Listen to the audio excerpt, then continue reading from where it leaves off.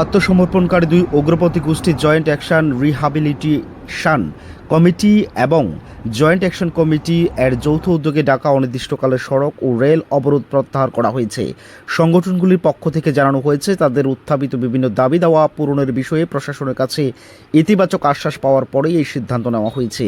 এর ফলে দীর্ঘ অনিশ্চয়তার পর স্বাভাবিক ছন্দে ফিরেছে বরমুড়া আসাম আগরতলা জাতীয় সড়ক এবং সংশ্লিষ্ট রেলপথ। অবরোধ প্রত্যাহারের খবর ছড়িয়ে পড়তেই যান চলাচল ও ট্রেন পরিষেবা ধীরে ধীরে স্বাভাবিক হতে শুরু করে। যাত্রী ও ব্যবসায়ী ও সাধারণ মানুষের মধ্যে স্বস্তির পরিবেশ তৈরি হয়েছে। উল্লেখ্য, আত্মসমর্পণকারী উগ্রপন্থীদের পুনর্বাসন সংক্রান্ত একাধিক দাবি সামনে রেখে বুধবার থেকে অনির্দিষ্টকালের জন্য জাতীয় সড়ক ও রেলপথ অবরোধের ডাক দেওয়া হয়েছিল। অবরোধের ফলে রাজ্যের বিভিন্ন অংশে যোগাযোগ ব্যবস্থা ব্যাহত হওয়ার আশঙ্কা তৈরি হয়।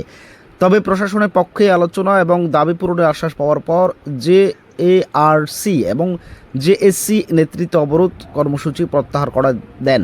ফলে বরমুড়া এলাকায় যানবাহন চলাচল ও রেল পরিষেবা পুনরায় স্বাভাবিক হয়ে ওঠে। সংগঠনগুলির পক্ষ থেকে জানানো হয়েছে, ভবিষ্যতে দাবি বাস্তবায়ন অগ্রগতি পর্যবেক্ষণ করা হবে এবং প্রয়োজন হলে পরবর্তী কর্মসূচি গ্রহণ করা হবে। বর্তমানে পরিস্থিতি সম্পূর্ণ শান্তিপূর্ণ রয়েছে এবং সাধারণ মানুষের যাতায়াতে আর কোনো বাধা নেই। Bureau report, Tripura TV.